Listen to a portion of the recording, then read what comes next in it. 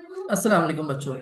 बेटा last class में हम लोगों ने कुछ टॉपिक्स पढ़े थे जिनका रिवीजन करवाते हुए मैं इसके नोट्स भी आप लोगों के पास बनवा दूंगा। तो ये रिटन वे में आप लोग के पास भी आ जाएंगे। मैं चाहूंगा कि आप लोग साथ साथ इसको लिखते रहो, ठीक है ना, ताकि आपके पास भी नोट्स बन जाए। बेटा मैंने आपको ये बताया था कि 1939 से लेके 1945 तक वर्ल्ड वॉर टू चली, ठीक है। वर्ल्ड वॉर टू में बहुत सारे लोग आपस में लड़ रहे थे एक दूसरे से। तो भाई वर्ल्ड वॉर टू में जो जो कंट्रीज आपस में लड़ रही थी उनके नाम भी मैंने यहाँ पे लगा दिए हैं, ठीक है जी। दो ग्रुप्स थे, एक कहलाता है एलाइज और दूसरा कहलाता है एक्सेस। एक्सेस में जर्मनी था, इटली था, बाद में जापान ने 1941 में एंटर कर लिया था। ये सब मैंने आपको कल पढ़ाया, ठीक है। दूसरी तरफ यूनाइटेड स्टेट था, द ग्रेट ब्रिटेन था और सोवियत यूनियन। ये सब एक टीम में आ चुके हैं, ठीक है ना। तो इनकी वॉर लड़ रही थी, चल रही थी। तो इस टाइम पे जो इंडिया का गवर्नर जनरल या वाइसरॉय था जिसका नाम था लॉर्ड लिनलिथगो, इसने अनाउंस किया कि इंडिया भी लड़ेगा। तो कांग्रेस ने कहा कि भाई हम क्यों लड़े, हम सिर्फ उस सूरत में लड़ सकते हैं कि अगर हमें फुल इंडिपेंडेंस दी जाए, यानी कि ब्रिटिश यहाँ से चले जाए और हमें कंप्लीट आज़ादी मिल जाए, और वो भी हमें चाहिए बिफोर द वॉर। ब्रिटिश ने कहा नहीं नहीं, आपको हम ये तो नहीं दे सकते, आपको हम डोमिनियन स्टेटस दे देंगे। डोमिनियन स्टेटस मतलब हेड ऑफ द स्टेट हम ही रहेंगे और आप सिर्फ गवर्नमेंट करेंगे, लेकिन हम मेन टेक्निकली हम ही हेड रहेंगे। वो भी हम आफ्टर द वॉर देंगे, पहले आप हमारी मदद करें, बाद में हम आपका आपका राइट देंगे। लेकिन इंडियंस इन बातों में अब आने नहीं वाले थे। तो कांग्रेस ने क्या किया, कांग्रेस ने इंटायर डिसअप्रूवल शो करने के लिए नासिसिज्म, बेसिकली जो नाजी जर्मनी है उसको नाजी नासिसिज्म एंड फैशिज्म, ये दो नाम दिए इन्होंने, ठीक है ना। इन्होंने कहा हम सपोर्ट नहीं करते और ब्रिटिश के इस आइडिया को हम सपोर्ट नहीं करते। इनफैक्ट हम लोग क्या करने वाले हैं, हम लोग रिजाइन करने वाले गवर्नमेंट से। तो भाई इन्होंने क्या कर दिया था, गवर्नमेंट से रिजाइन कर दिया था। और जिस दिन यानी कि 22 दिसंबर 1939, जिसमें कांग्रेस ने अपना अपना रिजाइन किया, ठीक है, उस दिन मुसलमानों ने 22 दिसंबर 1939 को डे ऑफ डिलीवरेंस के तौर पे सेलिब्रेट किया। डे ऑफ डिलीवरेंस क्या था, मुसलमानों ने खुशियां मनाई और मुसलमानों ने कहा कि यस, चेंजेस आर अहेड। देखो अभी कांग्रेस रूल खत्म हो गया, अभी इंशाल्लाह हम आगे पार्टीशन के लिए भी काम करेंगे, partition is still possible. Jinnah the importance of the day of deliverance is that Muslims were motivated, Muslims were encouraged that you should not be demoralized, you should not be depressed, and changes are ahead and partition is still possible. भाई नेहरू ने जो है वो इस चीज का गुस्से का इजहार किया। नेहरू ने कहा कि भाई, जिन्ना से बोला, बोला पेंसिल, जिन्ना ने कहा बोला पेंसिल, ठीक है। नेहरू ने कहा chances of future United India अब क्या हो गए, कैंसिल। यानी कि अब हम लोग कभी भी मिलके साथ काम नहीं करेंगे। क्यों नहीं करेंगे साथ काम, बोलते हैं यार आपने हमें सपोर्ट करने के बजाय आपने खुशियां मनाई। कांग्रेस ने रिजाइन इसलिए किया था सीट से ताकि ब्रिटिश के ऊपर प्रेशर डाला जाए, और आपने क्या किया, आपने खुशियां मनाई हमारे रेजिग्नेशन पे। तो अब नेहरू सैड हो गया। नेहरू ने कहा भाई, फ्यूचर यूनाइटेड इंडिया अब मुस्लिम लीग के साथ मिलकर काम करने के चांसेस नहीं नजर आ रहे। लेकिन मैंने आपको बताया कि 1940 के अंदर जिन्होंने क्या किया, भाई कुछ मेन लीडर्स के साथ, जैसे कि ये एक पंजाब के लीडर थे जिनका नाम था सिकंदर हयात, बंगाल के लीडर थे मौलाना फजलुल हक, इनके साथ जिन्होंने मिलके लाहौर रेजोल्यूशन पास किया 23 मार्च 1940 के अंदर। इसका वेन्यू था मंटो पार्क, सिटी थी लाहौर, और इसको बेसिकली मौलवी फजलुल हक ने पास करवाया था, ठीक है ना, जिन्ना की क़यादत में। और इन्होंने डिसाइड किया कि भाई अब हम लोग ऑपरेशन बर्दाश्त नहीं करेंगे। क्या करेंगे हम लोग ऑपरेशन बर्दाश्त नहीं करेंगे, और अब हम एक सेपरेट होमलैंड की तरफ काम करेंगे। और बेटा इस रेजोल्यूशन को हमने पाकिस्तान लाहौर रेजोल्यूशन का नाम दिया। लेकिन जो हिंदूज थे उन्होंने अपने मीडिया के अंदर इसको तंजिया तौर पे लाहौर रेजोल्यूशन को पाकिस्तान रेजोल्यूशन कहना स्टार्ट कर दिया। ये सब मैं कल पढ़ा चुका हूं, आज रिवाइज करवा रहा हूँ। तो पाकिस्तान रेजोल्यूशन कहना स्टार्ट कर दिया, तो this name was unanimously accepted. मुसलमानों ने कहा हमें इसमें भी कोई मसला नहीं है, आप इसको पाकिस्तान रेजोल्यूशन कह दो। तो पाकिस्तान रेजोल्यूशन का नाम एक्सेप्ट कर लिया गया इसको।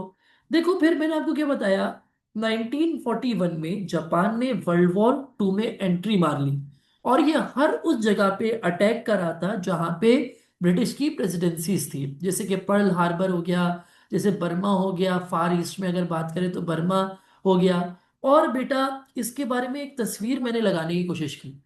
देखो क्या हुआ, बर्मा ये पीछे जल रहा है। सीलोन, सीलोन क्या होता है मैंने आपको बताया था, भाई कौन मुझे बताएगा, मैं चैट ओपन कर रहा हूँ। सीलोन क्या था, ये मुझे कौन बताएगा। बेटा मैंने आपको बताया था Ceylon is the old name of Sri Lanka, सही है। श्रीलंका पहले ब्रिटिश के रूल में था, तो इसका नाम सीलोन था, फिर बाद में इसका नाम 1972 में चेंज होके श्रीलंका कर दिया गया था, ठीक है ना। तो देखो सीलोन बर्मा पे अटैक कर दिया, जापान जो है सीलोन की तरफ मूव करा था, और नेक्स्ट टारगेट इंडिया नजर आ रहा था।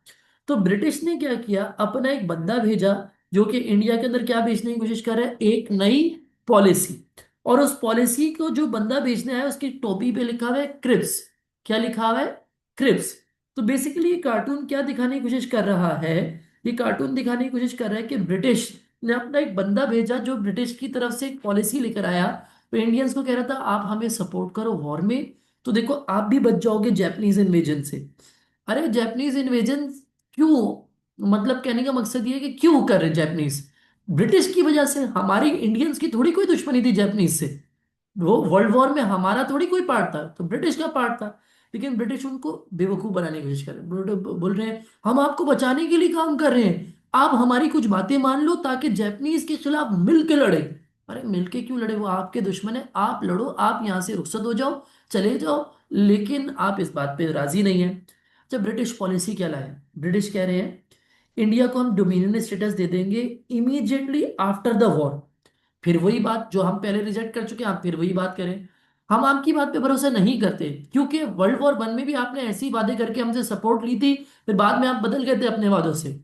और डोमिनियन स्टेटस कांग्रेस को नहीं चाहिए, कांग्रेस कह रहा है हमें चाहिए फुल इंडिपेंडेंस, ठीक है क्या चाहिए।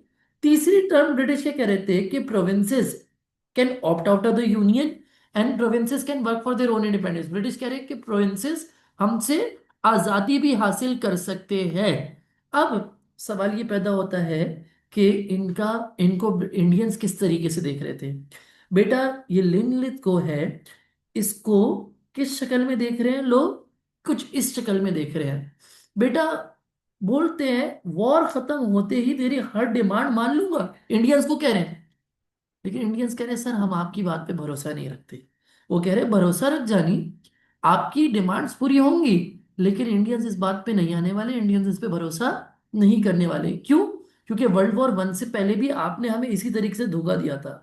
दूसरी बात बेटा, गांधी ने कहा कि भाई sorry bro, we still remember what you did after the first world war, so we don't trust you any more.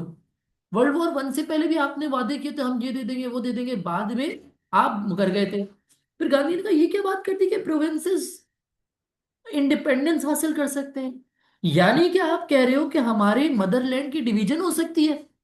Sir ये तो हमें एक्सेप्टेबल नहीं है। आप हमारे प्रोविंसेस की डिवीजन की बात कर रहे हैं, आप हमारे मदरलैंड की डिवीजन की बात कर रहे हैं, मैं इंडिया को डिवाइड भी नहीं होने दूंगा। तो मुझे ना पहली टर्म पसंद आई, ना ये टर्म पसंद आई, ना ये टर्म पसंद आई, कांग्रेस को कुछ भी पसंद नहीं आई। और जिन्ना क्या कह रहे और गांधी क्या कह रहे हैं, गांधी कह रहे हैं अब हमको चाहिए फुल इंडिपेंडेंस, यानी कि हम वो डोमिनियन स्टेटस वाली बात पे भी भरोसा नहीं करने वाले, अब हमको क्या चाहिए है, फुल इंडिपेंडेंस। समझ आई बात। तो ये कह रहे हैं कि हम इस बात पे भी नहीं आने वाले कि आप हमें डोमिनियन स्टेटस दो, आफ्टर द वॉर दो, और प्रोविंसेस अपनी आज़ादी के लिए काम कर सके। बेटा अगर कोई सवाल पूछ रहा है तो मैंने तो स्क्रीन चैट ओपन की हुई है, आप उस पर पूछ सकते हैं।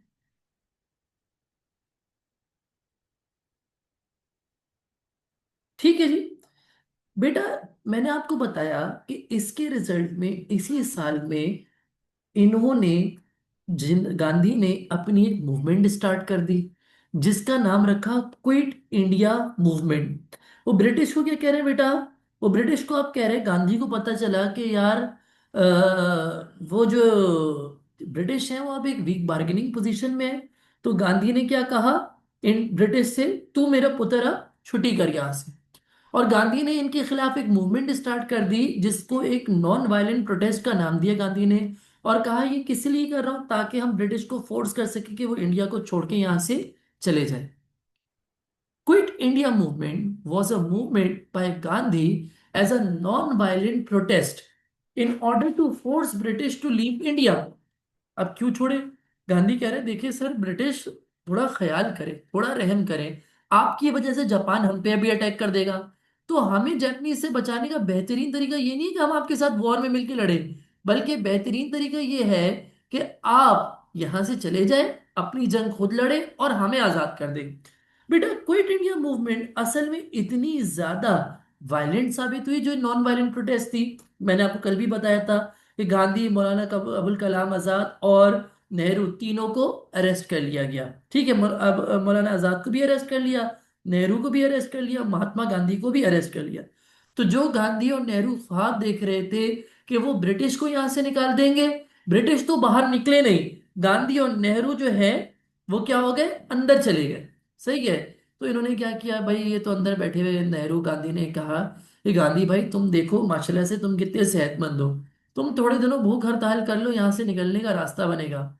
तो बेटा गांधी ने क्या किया, 21 दिन का भूख हड़ताल अनाउंस कर दिया। गांधी स्टार्टेड 21 डे फास्ट, जिसके रिजल्ट में गांधी किधर चला गया, हॉस्पिटल में चला गया। किधर चला गया भाई, हॉस्पिटल में चला गया। और बेटा इवेंचुअली गांधी को मेडिकल ग्राउंड्स पे आजाद ही करना पड़ा। जब आजाद किया तो ये किससे मुलाकात करने चले गए, जिन्ना से मुलाकात करने चले गए। और यहां से हमारे आज का पहला टॉपिक स्टार्ट होता है, द गांधी जिन्ना टॉक्स। ठीक है, ये आज का पहला टॉपिक है, अभी तक रिवीजन करवा रहा था। बेटा मैंने आपको बताया कि गांधी मेडिकल ग्राउंड्स पे बाहर आ गया, और आने के बाद इसने किससे मुलाकात की, जिन्ना से। ठीक है जी। और जो इनके दरमियान मुलाकात हुई वो कहलाती है द गांधी जिन्ना टॉक्स। क्या कहलाती है बेटा, द गांधी जिन्ना टॉक्स कहलाती है। ठीक है ना। बेटा what was the importance of Gandhi ji ना टॉक्स। देखो दोनों मिलके खड़े हुए, जिससे साबित हो रहा था कि both Muslim league and Congress were equally important parties and both leaders were standing on equal footings. अब दोनों बराबरी की पार्टीज थी। ठीक है। गांधी का आके जिन्ना से मुलाकात करना इस बात का सबूत था कि दोनों इक्वल पार्टीज हैं। लेकिन इनके दरमियान जो निगोसिएशंस थे, जो मुज़ाकरात थे, वो क्या हो गए, फेल हो गए। अब इसमें एग्जामिनर सवाल किस तरीके से बना देता है, वो कोई भी एक रीजन उठा के कह देगा, disagreements over the future role of central government was the main reason for the breakdown of Gandhi ji talks. How far do you agree with this statement. बेटा आपने क्या करना है, कम से कम 4 पैराग्राफ्स में इसका आंसर लिखना है। 4 रीजंस बताने, reasons for the failure of Gandhi ji talks, के इनके दरमियान जो मुज़ाकरात थे वो फेल क्यों हो गए। भाई चारों को मैं बता रहा हूं, फिर देखेंगे सवाल के अकॉर्डिंग। पहला मसला था टाइम टेबल। टाइम टेबल क्या होता है, सीक्वेंस ऑफ टास्क या ऑर्डर ऑफ वर्क, कि भाई कौन सा काम पहले करना है, कौन सा काम बाद में करना है। बेटा गांधी इतना चालाक था, गांधी कह रहा है कि सर हम पहले इंडिपेंडेंस के लिए काम करते हैं, पहले ब्रिटिश को यहां से निकाल देते हैं, फिर सेपरेशन यानी कि इंडिया को अलग और पाकिस्तान को अलग करेंगे। जिन्ना को मालूम था कि एक बार अगर अगर क्या हो जाए, इंडिपेंडेंस हो गई, ब्रिटिश चले गए, तो वो सारा कंट्रोल तो कांग्रेस के हाथ में आ जाएगा, तो कांग्रेस कभी भी सेपरेशन नहीं होने देगी। तभी जिन्ना ने कहा कि हम पहले सेपरेशन के लिए काम करेंगे, बाद में इंडिपेंडेंस के लिए काम करेंगे। क्लियर हो गई बात भाई। ठीक है जी। दूसरा इनका डिसएग्रीमेंट किस पे है, ऑडियंस, कौन किसकी बात सुनता है। गांधी कह रहे हैं कि देखिए मैं तो पूरे इंडिया को रिप्रेजेंट करता हूं। जिन्ना ने कहा नहीं नहीं सर, आप सिर्फ और सिर्फ इंडियंस के जो हिंदूज हैं उनके रिप्रेजेंटेटिव हैं, जबकि मुस्लिम लीग जो है is the only representative of the Muslims of India. तीसरा मसला, टेंशन्स किस बात पे थी। भाई जिन्ना कह रहा है कि मैं तो टू नेशन थ्योरी का ही ख्वाब लेके बैठा हुआ हूं, अब पाकिस्तान रेजोल्यूशन पास हो चुका है, अब हम लोग सिर्फ और सिर्फ सेपरेट होमलैंड की बात को एक्सेप्ट करेंगे। गांधी कह रहे हैं कि I am not yet agreed with the idea of creation of Pakistan. मैं पाकिस्तान की क्रिएशन के बारे में अब भी मुत्तफिक नहीं हूं, इस पे बाद में बात करेंगे, पहले इंडिपेंडेंस के लिए काम करें। जिन्होंने ने कहा नहीं sorry sir, this is the basic policy of Muslim league, basic demand कि आप टू नेशन थ्योरी के अकॉर्डिंग ही काम करेंगे, हम पाकिस्तान को बना के ही रहेंगे। ठीक है। जिन्ना ने एक और मसला क्रिएट कर दिया गांधी के लिए। वो क्या? Role of government. कल को अगर ब्रिटिश चले जाते हैं, who would control the key issues like defence या फॉरेन पॉलिसी? जो इंटरनेशनल अफेयर्स है, डिफेंस है, आर्मी है, पुलिस है, ये कौन कंट्रोल करेगा?